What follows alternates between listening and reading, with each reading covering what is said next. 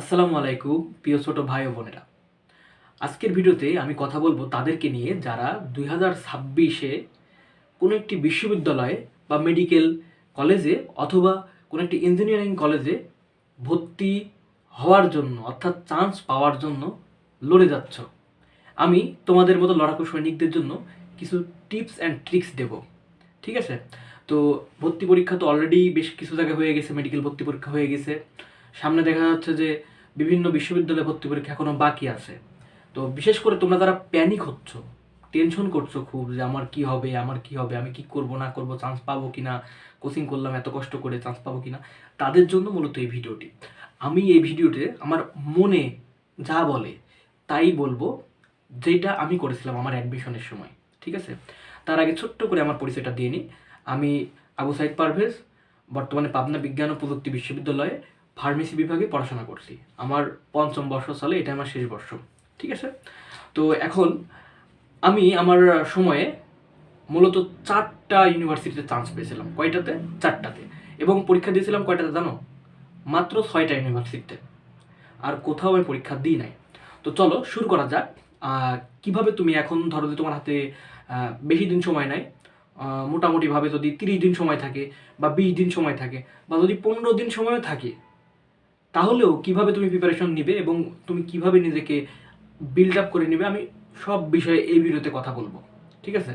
তার আগে একটা ছোট্ট অনুরোধ, অবশ্যই চ্যানেলটা সাবস্ক্রাইব করে দিবে, কারণ তোমরা অনেকে আবার ভিডিও দেখো কিন্তু সাবস্ক্রাইব করো না। ঠিক আছে? আর এই ভিডিওটা সকল বিভাগের জন্য, সায়েন্স, আর্টস, কমার্স, সকল স্টুডেন্টের জন্য একটা ইন জেনারেল ভিডিও হতে যাচ্ছে। তো প্রথম যে রোলটা বলবো সেটা হলো যে সব পড়ব এমন জিনিস বা এমন চিন্তা ভাবনা বাদ দাও। কারণ আমরা জানি যে তুমি যেটা পড়বে সেটার মধ্যে অনেক অনেক তথ্য থাকে, তাই না? আমরা জানি যে কেমিস্ট্রি পড়ি, আমরা বায়োলজি পড়ি বা অন্যান্য যে কোনো বই পড়ি না কেন, ঠিক আছে, অনেক তথ্য থাকে, কিন্তু সব তথ্য আমাদের দরকার নেই। আমরা সেখান থেকে এমন এমন জিনিস এখন পড়া শুরু করবো যেগুলো খুবই কোর, খুবই বেসিক। ঠিক আছে? এবং যেখান থেকে প্রতি বছর কোশ্চেন আসে। সত্যি কথা বলতে যে 15 দিন বা 10 দিন বা 30 দিন পরে কিন্তু বিশ্ববিদ্যালয়ে চান্স পাওয়াটা খুবই টাফ। কিন্তু আমি তোমাদেরকে এখন যে বিষয়টা নিয়ে বলতে চাচ্ছি সেটা হলো যে তুমি ধরো আগে কিছুটা পড়ে রাখছো বা পড়াশোনা যা হয়েছে, এখন তোমার হাতে টাইম অল্প, এখন তুমি কিভাবে সব কিছু একসাথে গুছাই নেবা। ঠিক আছে? এই বিষয়টা। তো ধরো আমরা বললাম যে কি, কোর টপিকে ফোকাস করো আর আদার্স টপিকগুলো বাদ দাও। এমন এমন কিছু টপিক আছে তোমাদের বইয়ে দেখবা যেগুলো থেকে খুব একটা কোশ্চেন আসে না। তো এই টপিকগুলো পড়ে লাভ নাই, মানে সময় নষ্ট করার দরকার নেই। এই টপিকগুলো পড়ে আগে কোর টপিকে ফোকাস করো। তো আমাদের পড়ার রুটিনটা কী হবে? আমরা প্রথমত কোর টপিকটা পড়ব এবং আদার্স জিনিসগুলোকে বাদ দিয়ে দিব। এবং আমরা সবাই চেষ্টা করব আমরা বই পড়ার, আমাদের যে বোর্ড বই আছে বা মূল বই আছে সেই মূল বইটা পড়ার। ঠিক আছে? তুমি প্রথমে মূল বইটা পড়বে, এখন প্রত্যেকটা দিন কাজে লাগাবা, কোনো টাইম নষ্ট করা যাবে না। প্রথমে মূল বইটা পড়ে নিবা, একটা অধ্যায় ধরো ধরলা, সে অধ্যায়টা পড়ে নিলা। ঠিক আছে? আমি যদি তোমাকে একটু উদাহরণ দিয়ে বলি যে জীববিজ্ঞানের ধরো যে তুমি কোষ রসায়ন চ্যাপ্টারটা ধরলা, এখন কোষ রসায়ন চ্যাপ্টারটা তুমি টোটালি শেষ করবা বইটা। করার পরে কি করবা? করার পরে ওইটার যে তোমার তুমি বিচিত্রা পড়ো বা অন্যান্য যে কোনো বই পড়ো না কেন, মানে কোশ্চেন ব্যাংক আসলে ওই অধ্যায়ের কোশ্চেন ব্যাংকগুলো একবারে সলভ করে ফেলবা। ঠিক আছে? কোশ্চেন ব্যাংকগুলো একেবারে টোটালি সলভ করে ফেলবা, যেন কোথাও কোনো ত্রুটি না থাকে। কোশ্চেন ব্যাংক সলভ করলা, করার পরে যে কাজটা করবা, নিজে নিজে পরীক্ষা দিবা, নিজে নিজে। দেখবা যে কোশ্চেন ব্যাংক শেষ করার পরে কিছু কোশ্চেন থাকে উত্তর দেওয়া থাকে না, উত্তরটা ঢেকে ঢেকে পড়ার চেষ্টা করবা যে তোমার ঠিক হচ্ছে কিনা। তোমার পড়া শেষ, এবার তুমি কী করবা? প্রত্যেকটা জিনিসকে টপিকগুলোতে ধরে ধরে কী করবা, কোশ্চেন আছে না কোশ্চেন ব্যাংকগুলোর উত্তরটা না দেখে তুমি সলভ করার চেষ্টা করবা যে আমার হয়েছে কিনা। এভরিডে প্রত্যেকটা দিন কিন্তু গুরুত্বপূর্ণ, আমি বারবার বলছি। তো তাহলে এইভাবে আমাদের মূল বইটা পড়লাম, আমরা মূল বইয়ের কোশ্চেন ব্যাংকটা পড়লাম। আরেকটা কি বলছি, কোর টপিকে ফোকাস করলাম। আমরা আদার্স টপিকগুলো টুকটাক বাদ দিব। ঠিক আছে? কারণ যেখান থেকে কোশ্চেন আসে সেখান থেকে বারবার কোশ্চেন আসে, আমরা এই জিনিসটা মনে রাখবো। আরেকটা গুরুত্বপূর্ণ বিষয় তোমাদেরকে বলে রাখি, সেটা হলো যে ধরো যে কোশ্চেন কিন্তু রিপিট হয়, ঠিক আছে? কীরকম রিপিট হয়? কোশ্চেনের নিয়মটা সাধারণত রিপিট হয়। ঠিক আছে? আবার দেখো তো ম্যাথের ক্ষেত্রে অনেক কোশ্চেন কিন্তু রিপিট হয়, ফিজিক্সের ক্ষেত্রেও কোশ্চেন রিপিট হয়। মূলত এইসব ক্ষেত্রে নিয়মগুলো রিপিট হয়, নিয়মগুলো। তো দেখা যাচ্ছে যে অনেকে বলতে পারে যে না এইটা তো দেখা যাচ্ছে যে আসে নাই, রিপিট হয় নাই। রিপিট হয় নিয়মগুলা। তুমি যদি নিয়ম ভালো করে জানো, তুমি এমনিতেই কোশ্চেনের উত্তর করতে পারবা। ঠিক আছে? আচ্ছা, নাম্বার 3 যেটা বলবো সেটা হলো যে এখন যেই জিনিসটা করবা, তোমার দুর্বলতাগুলো আইডেন্টিফাই করো, যে তুমি কোন কোন টপিকে দুর্বল। কিন্তু আমি আরেকটা জিনিস সাথে বলবো, সেটা হলো যে কোনো নতুন টপিক মানে তুমি কখনোই পড়ো নাই, তুমি ইন্টারেও পড়ো নাই বা অ্যাডমিশনের যে কোনো সময় কখনোই তুমি পড়ো নাই, সেই নতুন টপিক ধরার দরকার নাই। কারণ এখন তোমার হাতে সময় অনেক কম, নতুন টপিক ধরে সময় নষ্ট করার দরকার নাই। কথার কথা, তুমি ইন্টিগ্রেশন কম পারো, বা তোমার দেখা যাচ্ছে যে জেনারেল নলেজের কোথাও একটু সমস্যা আছে, বা ইংলিশের অনেক জায়গায় সমস্যা আছে। তো ওই একদম সমস্যা যেটা একদম কখনোই পড়া নাই, ওইটা পড়ার দরকার নেই, নতুন টপিক। ঠিক আছে? ফোকাস সেই জায়গাতেই করো যেই জায়গাটা তোমার পড়া আছে। ঠিক আছে? পড়া আছে সেটাকেই বারবার রিপিট করো, সেটাকেই বারবার রিপিট করো। নাম্বার 4 যে জিনিসটা বলবো সেটা হলো যে তোমার হাতে যদি 30টা দিন সময় থাকে, তুমি 30টা দিনকে তুমি 10 দিন 10 দিন 10 দিন করে 3টা সেগমেন্টে ভাগ করে নাও। যদি তোমার হাতে সময় থাকে 20 দিন, তাহলে ওইভাবে তুমি এটাকে ভাগ করে নাও। যদি 15 দিন সময় থাকে, তাহলে 5 দিন করে ভাগ করে নাও। এভাবে ভাগ করে নাও ফার্স্টে।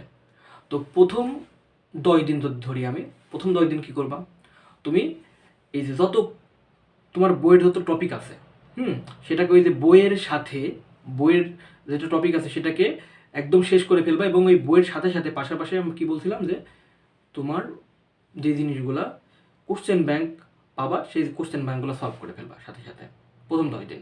আচ্ছা, দ্বিতীয় 10 দিন যেই কাজটা করবা, খালি তুমি পরীক্ষা দিতে থাকবা, পরীক্ষা দিতে থাকবা বারবার। প্রত্যেকটা তোমার টপিক শেষ হলো, এরপর তুমি বই ধরে ধরে পরীক্ষা দিবা, বই ধরে ধরে। তোমার এই বইটা আজকে দিবা, এই বইটা কালকে দিবা। তুমি 10 দিনটাকে ভাগ করে করে ওই 10 দিন হিসাবে করো। ঠিক আছে? লাস্টের 10 দিন তুমি যেটা করবা, এবার তুমি একদম ধরো যে বই ধরে ধরে পরীক্ষা দিছো, এবার টোটালি দেখবো যে অনেক কোশ্চেন ব্যাংক কিনতে পাওয়া যায়, বা তোমার যে কোশ্চেন ব্যাংকগুলো বর্তমানে আছে সেই কোশ্চেন ব্যাংকেও পাওয়া, যে সবগুলো বইয়ের একসাথে একটা কম্বাইন পরীক্ষা, বা যাকে বলছো তুমি মক টেস্ট বা ফুল টেস্টে বসো তুমি নিজের মতো করে। একটা টাইম সেট আপ করে নাও, এই টাইমের মধ্যে শেষ করতে হবে। ঠিক আছে? এইভাবে করে তুমি প্রথমত 10 দিনে যেটা করবা, যে কোড টপিক পড়লা, কোড টপিকের সাথে সাথে পাশাপাশি তোমার যে কোশ্চেন ব্যাংকগুলো ওগুলো সলভ করলা, করার পরে সেকেন্ড 10 দিনে তুমি যেটা করলা, যে ওই টপিকগুলোতে অধ্যায় মানে বই ধরে ধরে পরীক্ষা দিলা। ধরো আজকে কেমিস্ট্রি দিলা, কালকে বায়োলজি দিলা, তারপরের দিন ধরো যে তুমি হলো ফিজিক্স দিলা, তারপরের দিন ম্যাথ দিলা, তারপরের দিন যদি তুমি মানবিকে হও তাহলে প্রথম দিন বাংলা দিলা, তারপরের দিন জিকে দিলা, তারপরের দিন ইংলিশ দিলা। এইভাবে আর কি। কমার্স ব্যাকগ্রাউন্ডে যারা, তারা এইভাবেই করবা। এভাবে করে প্রত্যেকটা পরীক্ষা দিলা। তারপরে কি করবা, সব অধ্যায়গুলা মানে তোমার পরীক্ষার হলে যেমনভাবে পরীক্ষা হবে সেরকমভাবে তুমি নিজেই নিজের মেন্টর হয়ে পরীক্ষা দেওয়া শুরু করবা, নিজে নিজের এক্সামিনার। পরীক্ষা দেওয়া শেষে তুমি যেটা করবা, যে তোমার যদি কোথাও ভুল যায়, কত মার্ক পেলে সেটা দেখবা, এবং কোথাও যদি ভুল যায় সেই ভুলগুলা বের করবা, এবং সেই ভুলগুলো কিন্তু রেখে দেবা না। সেই ভুলগুলো কেন হইলো সে সলভ করো তুমি। কারণ যেগুলো তুমি অলরেডি উত্তর করছো, পারছো, সেটা তুমি পারো, কিন্তু যেটা পারো না সেটা কেন হইলো না সেটা যদি একবার দেখে নাও, তোমার ওই কোশ্চেন আর কখনো ভুল হবে না। ঠিক আছে? এভাবে তুমি সমস্ত জিনিসগুলোকে গুছায় নাও। তুমি আগে কি করতা, আগে অনেকগুলো বই পড়তা, তাই না? আগে অনেকগুলো বই পড়তা, অনেকগুলো টপিক পড়তে ভেবে পড়তা, তারপর বই। এখন দেখা যাচ্ছে যে আলাদা আলাদা পড়তো আগে, কিন্তু এখন সবগুলো বইকে একত্রে মাথায় নিয়ে পরীক্ষার হলে যাইতে হবে। এখন কথা হলো যে এই জিনিসটা ভাবলেই কিন্তু প্যানিক করে। এই সমস্ত প্যানিকগুলোকে দূর করার জন্য টেকনিক হলো এটা, বারবার পড়া, বারবার রিপিট করা, কিন্তু সেটাকে ভাগ ভাগ করে নিয়ে পড়া। প্রথমে টপিক ওয়াইজ পড়লাম, মানে অধ্যায় ওয়াইজ পড়লাম, দেন পড়লাম আমরা বই ওয়াইজ, তারপরে কি বললাম, একদম টোটালি বইটই পড়ে নিয়ে একদম পরীক্ষায় বসলাম। বারবার এই কাজটা যত করবা তত দেখবা যে তোমার পরীক্ষার ভীতিটা দূর হয়ে যাবে। আরেকটা বিষয় যেটা বলি, যে পরীক্ষার হলে গিয়ে দেখা যাচ্ছে যে কোশ্চেন যদি কমন না পাও, বা কমন আসে না, এরকম যদি হয়, তাহলে কি করবা তুমি? এখন বিষয় হলো যে পরীক্ষার হলে তুমিও ধরো ভালো প্রিপারেশন নিছো, আর একজনও ভালো প্রিপারেশন নিছে। এখন কোশ্চেন যদি কমনে আসতো তাহলে তো সবাই চান্স পাইতো। দেখা যাচ্ছে 30 থেকে 60% কোশ্চেন কমন আসে, বা কিছু কিছু ক্ষেত্রে 40 থেকে 50% প্রশ্ন কমন আসে, মানে প্রশ্নের ধরনের উপর ভিত্তি করে। ঠিক আছে? এক এক বছর তো একরকম হয়। তো সেই ক্ষেত্রে তুমি কি করবা, টেনশন করার কোনো কারণ নাই, তুমিও যা পারো না অন্যরাও তাই পারে না। ঠিক আছে? এখানে মূলত মানে চান্স হবে কি হবে না এটা ডিপেন্ড করবে কিন্তু সামান্য মার্কের পার্থক্যের কারণে। 0.25 মার্কের জন্যও কিন্তু মানুষের সিরিয়াল অনেক পিছিয়ে চলে যায়। আবার দেখা যাচ্ছে 5 মার্কের জন্য তো পিছিয়ে যায়, কিন্তু পয়েন্ট সামথিংয়ের জন্য পিছিয়ে চলে যায়, 1 মার্কের জন্য পিছিয়ে চলে যায়। বুঝতে পারছো?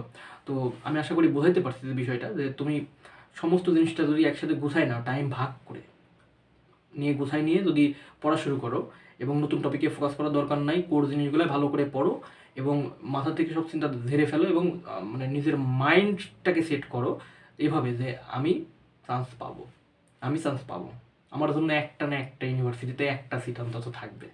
ঠিক আছে, একটা সিট আগে ইনশিওর করো।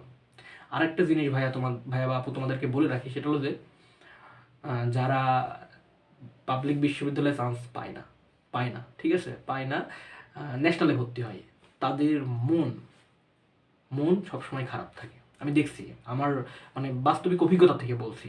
যদি ন্যাশনালের কোনো ছেলে বলে এই ভিডিওটা দেখে হয়তো মাইন্ড করতে পারে, বাট এটা আমি দেখছি আমার অনেক বন্ধু বান্ধব যারা ন্যাশনালে পড়ে, তারা আসলে অনেক সংশয়ে ভুগে, অনিশ্চয়তায় ভুগে। ঠিক আছে, যে না আমার দ্বারা তো আর হবে না, ইয়ে হবে না, সে হবে না, এরকম ভাবে। ঠিক আছে, তো আমি ওই জন্যই বলছি যে একটা সিট পাবলিকই শেয়ার করো, শিওর করো আর কি।